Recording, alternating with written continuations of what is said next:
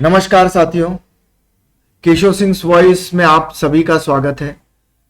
जो लोग नए हुए हैं वो चैनल को सब्सक्राइब करें, केशव सिंह वॉइस को सब्सक्राइब करें, बेल आइकॉन को क्लिक करें। नहीं करना चाहते हैं तो भी करें। चलिए आज शुरू करते हैं। कल ही एक निर्णय आया है हाई कोर्ट से, सुप्रीम कोर्ट से, कि कुछ तथाकथित लोग गए थे कि अडानी और हिंडनबर्ग की जो रिपोर्टिंग हो वो मीडिया में ना हो। तो आप सभी लोग जानते हैं कि मीडिया में कहां पर रिपोर्टिंग हो रही है, कौन सी मीडिया रिपोर्टिंग कर रही है। आपको मैं ये टेक्स्ट दिखाई देता हूं जो चलते रहना, दिखते रहना चाहिए। मीडिया में क्या रिपोर्टिंग हो रही है, कौन रिपोर्टिंग कर रहा है। कोई चैनल है जो अडानी, हिंडनबर्ग और मोदी पर सवाल कर रहा हो, या वो उनकी तरफदारी कर रहे हैं। इतना बड़ा भूचाल आ गया है, हमारी मीडिया में किसी के पास भी हिम्मत नहीं है कि वो एक सवाल उस रिपोर्ट के आधार पर सवाल कर सके। वो देशी हो विदेशी हो से फर्क नहीं पड़ता। सवाल उठे हैं, आग, धुआं लगा है तो आग तो लगी, धुआं उठ रहा है तो आग तो लगी होगी। तो क्या उस आग को ढूंढा ना जाए? वो तो हमारे पास है ना, जवाब तो वही मिलेगा।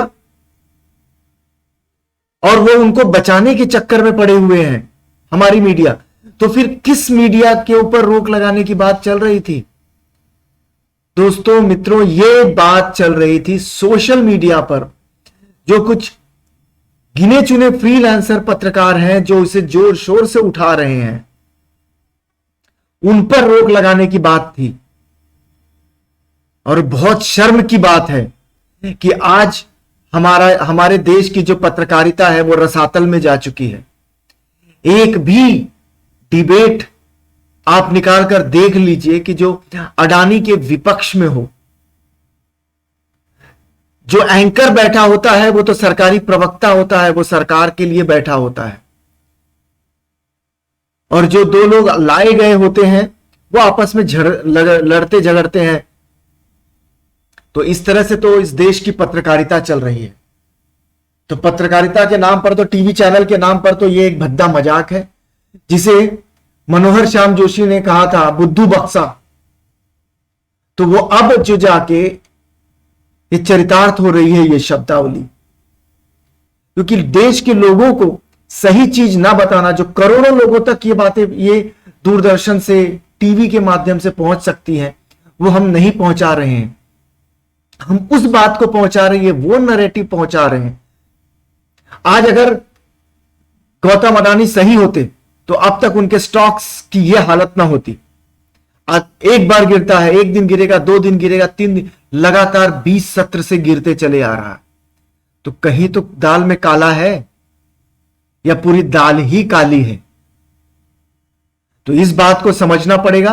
और उन चाटुकार लोगों को जो कोर्ट में गए हैं, और उस सरकार को भी समझना पड़ेगा, जो सरकार पूरी हिम्मत के साथ, पूरी दृढ़ता के साथ, और बोलते पूरी बेशर्मी के साथ अदानी का नाम लिए बिना अदानी के पीछे खड़ी है। बेशर्मी की जो एक हद होती है वो हद भी पार कर चुकी है।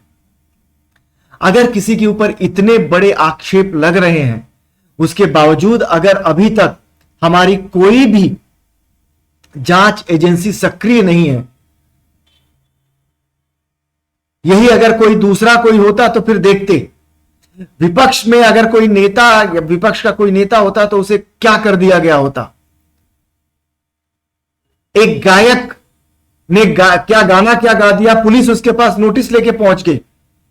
पवन खेड़ा ने क्या कह दिया कि उन्हें विमान से उतार लिया गया। और एयरपोर्ट का हालत वो था कि जैसे कोई आतंकवादी है वहां पर, इस तरह से सीआरपीएफ के जवान की तैनाती कर दी गई थी। तो हमारा देश किस तरफ जा रहा है? हम कौन से तरह की पत्रकारिता कर रहे हैं? हम अपने देश के जो न्यूज चैनल्स हैं, हम उनसे क्या हम उम्मीद करें? वो उम्मीद के लायक ही नहीं है।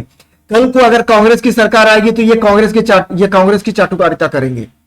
लिख के ले लीजिए, या किसी की भी आएगी सरकार, या बीजेपी के पास इतने पैसे आ गए हैं कि आने वाले 10 साल तो वो इन्हें मैनेज कर ही सकती है।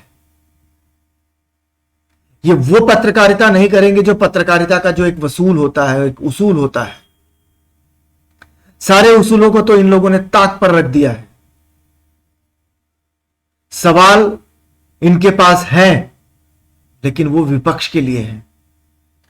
अदानी के ऊपर जो जो सारे सवाल खड़े किए गए थे, आज तक कौन से मीडिया चैनल ने उन सारे सवालों को दोहराया है, उन सारे सवालों को उनके पास जाके इंटरव्यू लेके पूछा है या लेने की कोशिश की है? आज अगर वो इंटरव्यू लेने चले जाएंगे, कल ही उनके यहां रेड पड़ जाएगा। मैं दावे के साथ कहता हूं, लिख के देता हूं। तो जनता को अब जागरूक होना पड़ेगा, जनता को ये बातें समझनी पड़ेगी कि ये देश को किस तरह से, किस तरह के मैसेजेस दिए जा रहे हैं, क्या बताया जा रहा है। सरकार जो चाहती है वही बताया जा रहा है, सरकार जैसी चाहती है वही चीजें लोगों तक पहुंचाई जा रही है। क्यों? क्योंकि सरकार के पास वो तंत्र है और सही बातें आप तक पहुंच नहीं रही हैं। अब निर्णय आपको करना है, सही और गलत का फैसला। कहीं ऐसा ना हो जाए कि देशभक्ति के चलते चलते उसी देशभक्ति में देश रसातल पे चला जाए। और वो दिन दूर नहीं जो ये सब चीजें होंगी। इस बात का मुझे पूरा अंदेशा है, क्योंकि जहां पर सभी लोग चरण वंदना जब करने लगे तो यही होगा। सवाल पूछने की तो हिम्मत किसी में नहीं, ना कोई पूछ सकता है। सवाल पूछिए, विपक्ष से पूछिए, क्योंकि विपक्ष ही सरकार में है, विपक्ष ही सब कुछ करती है। नेहरू करके चले गए हैं, अच्छा है जो वो लोग हैं नहीं, क्योंकि आज के नेता लोगों में नैतिकता नाम की कोई चीज बची नहीं। नैतिकता क्या होती है ये उनसे कोसों दूर है। तो आप भी मजे लीजिए ऐसे लोकतंत्र का, ऐसे लोगों का, ऐसी सरकार का। हम तो खैर ले ही रहे हैं, जो बन पड़ता है करने की कोशिश करते हैं, समझाने की कोशिश करते हैं। ये मत समझिए कि खाली हम ही समझदार हैं, आप भी समझदार हैं, लेकिन आप समझना नहीं चाहते, क्योंकि वो अफीम की गुट्टी पिला दी गई है। देश पहले होता है, व्यक्ति बाद में होता है। इस बात को याद रखिए।